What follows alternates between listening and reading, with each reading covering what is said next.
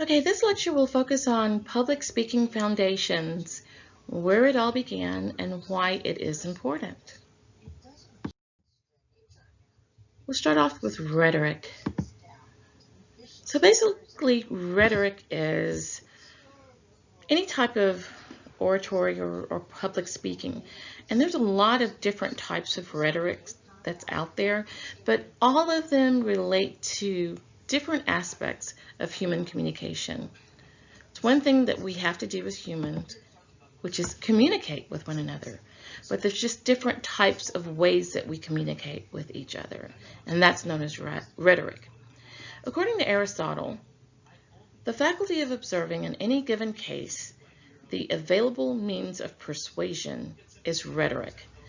Now, we start off with that as very young children. Have you ever been in a grocery store and seen little kids with their parents trying to check out, and the kids are begging for, can I have this? Can I have that? And it just keeps on until they get older. And can I have a car?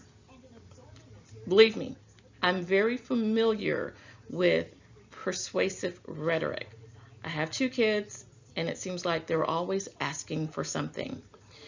This all started way back. I believe it was the 5th century. Let's take a look and see. Early rhetoric. Yeah, there we go. It began in Greece. And the reason that the Greeks came up with this democracy, or it's really the first known democracy that has been recorded, is because they needed it for a number of different things. To settle problems that people were having with one another. We still have disputes today. It also helped determine public policy, rules, and laws that people must abide by. There's a reason that we have laws, and so it would really, it's so that we can have civility, even though nowadays sometimes it seems like that's going out the window, because we're not communicating effectively with each other, and sometimes that rhetoric can become very divisive. So we're going to talk about the different types of rhetoric a little bit later on in this presentation. Oratory. 3 different types that we really have labeled that most speeches fall under one of these 3 different types of oratory. The first is forensic, and so that's legal speech, and attorneys use this when there's litigation, any type of legal issues. Deliberative is where it's persuading people to do what you want them to do. Usually this is used with politicians, and you can always tell a politician because they're saying something that they think will appeal to the masses in order to get them to do whatever the politician wants them to do. And then finally, I'm not even going to try to say this word because I know I would slaughter it, but it's basically speech that's used in different types of occasions or ceremonies. There can be weddings, there could be funerals, there could be birthdays, different types of events or ceremonies that happen. People will get up and make impromptu speeches. Later on in this class, you will be doing a special occasion speech, and so we'll talk a little bit about that later on in the semester.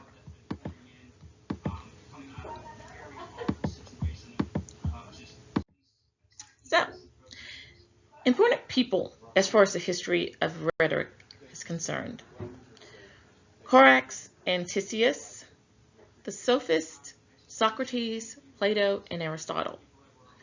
I am not going to go into detail about any of these individuals, so this will be your homework to look up each one of these individuals and how they influenced rhetoric from early history. There are 5 canons or 5 rules of rhetoric, according to Aristotle and Cicero. First, invention. And basically, this is where you come up with an idea. You will be given different topics for certain things, such as the debates, We'll have topics that are given to you, so you don't have to worry about inventing those. But there will be other presentations and other speeches where you will have to come up with your own topic. It's where you discover what you want to talk about, and you'll have to do research on that to share with other people in the class. So that's what we call invention. The next one is arrangement. This is crucial when you're preparing your speeches, that you have a good solid arrangement. We have a beginning, a middle, and an end. We'll be talking about transitions, where you can really capture your audience when you're getting ready to start, because you need an attention getter and you want to keep their attention throughout your entire presentation.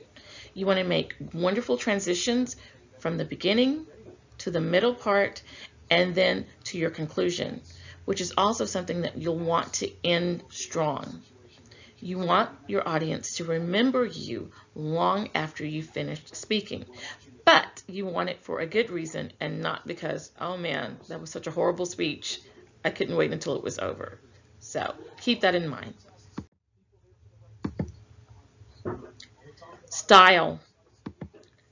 Each of us has our own unique style, and I think that's everything. Style is everything when you're making a presentation. It's important that you be who you are. Now, I've often referred to theatrics, and that's one thing that you don't want to do as far as public speaking is concerned. There's different types of speech, but we're not doing theatrical in this class. So I want you to be as natural and as genuine as you can possibly be. Now, throughout these lectures, you will see, even though it's recorded, I make mistakes. I don't always go back and change those mistakes. The reason for that is because if we were in a physical classroom, I'd be making the mistakes there. So might as well just keep them in here. That's part of my style. It's part of who I am. I let you know, I'm not perfect. Far from it. However, I want you to get a feel for who I am as a person. And so sometimes that's really difficult, especially when you have videos, so you're not actually in the same location with that individual. But I'm hopeful that I can at least express myself in a way where you feel like, hey, I think I know her. So style is very important when you're making your presentation. And it does not have to be perfect, but it should reflect who you are as a person. Memory. Memory is so important because when you write your speech, you tend to remember certain elements of your speech. It's much better to give a speech that you don't memorize word for word. You can memorize certain elements of that speech, because if you do it word for word, a lot of times it becomes robotic and it doesn't seem real, authentic, or genuine. But if you remember the big parts of it and you share it with your audience, they will connect with you a lot more. It's a lot better than reading from a manuscript, because there's so many flaws with that, I don't even know where to start. A lot of people will just look at a piece of paper rather than looking at their audience. Sometimes they rattle or ruffle the paper, and that's a distraction as well. So it's really good to memorize your speech, not word for word, but the main elements so that you can share them with your audience in a genuine method. The final one is delivery. Delivery is everything. This is the nonverbal as well as the verbal behavior that you use when you're speaking. Remember, don't sway side to side. Don't just use your hands without having meaningful gestures. Don't play with your hair. Don't tiptoe on your feet. You would be amazed at the different things that people do. And it's just nervous energy. Watch these things. make sure that you don't do those when you have your delivery because they are all distractions. Also, remember your tone, and if you're loud or if you're too soft or if you're talking too quickly. You want to engage your audience, you want them to be able to understand you very easily, and you want to have the best delivery possible. So sometimes it does take practice for you to get what you want, but it's well worth it.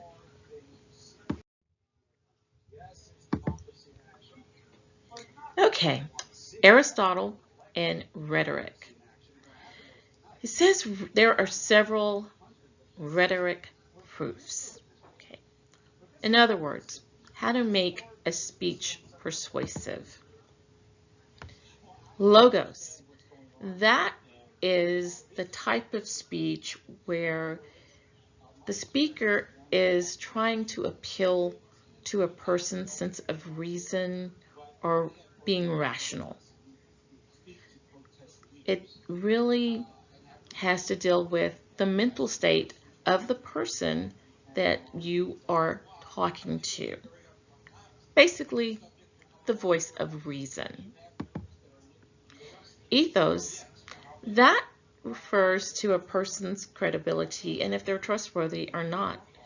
I'm sure you've often heard of people who say things that are totally ridiculous. And once you do, a lot of times that person loses credibility and you no longer believes anything, you no longer believe anything that that person says.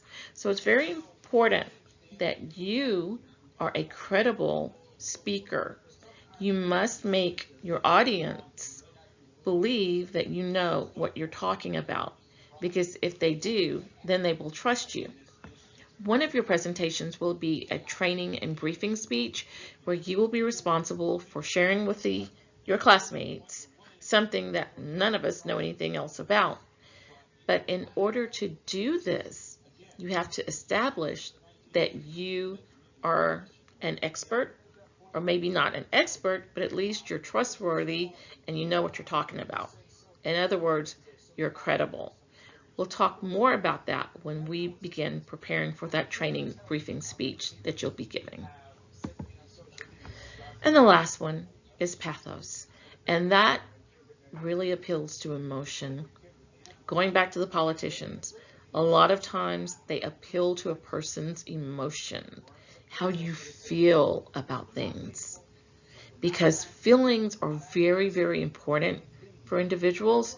So sometimes that rules their thoughts. Instead of appealing to logic or reason, you go for the emotion, because you can easily persuade a person if you get them emotionally vested in whatever you have to say. And so that's what pathos is.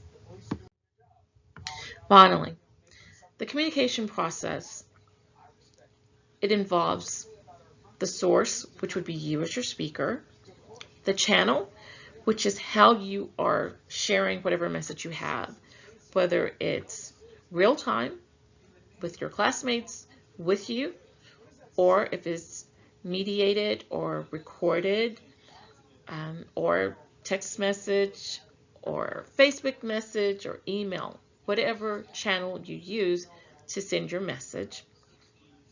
Encoding is what you as a speaker will be sending out, that message that you want to get to your audience. But noise is one of those things that can disrupt that message. There's a lot of distractions that can disrupt a message, but if you have like a lot of external sounds or noises, that could interfere with the message that you're trying to send. We have the receiver and the audience, pretty self-explanatory. And then the shared meaning. You want to connect with your audience, and if you do a great job of that, you will share certain things. You will share your experiences with them. They will be receptive to that, and it will have meaning. There's decoding. That is what your audience, we have to figure out what you're trying to say. If you do a good job with your presentation, That will be very effective. It won't be a confusing message. It will be very clear what you're trying to say, as well as the context. Do the audience analysis, which we'll talk about later in the semester, and knowing what your target audience is or who your target audience is and what you are trying to get them to do for you. Feedback is amazing because that helps you grow as a speaker. And in a real-time setting, if an audience is clapping or they're making eye contact or they're nodding their heads in agreement with you, you know that you're getting good feedback.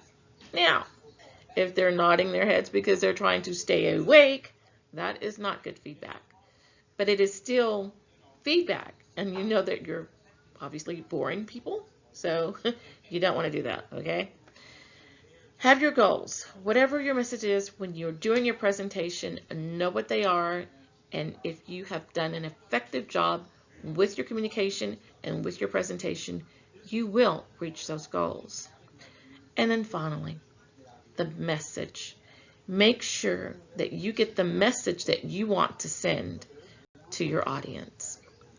That's all for this lecture. I guess I'll see you next time. Goodbye.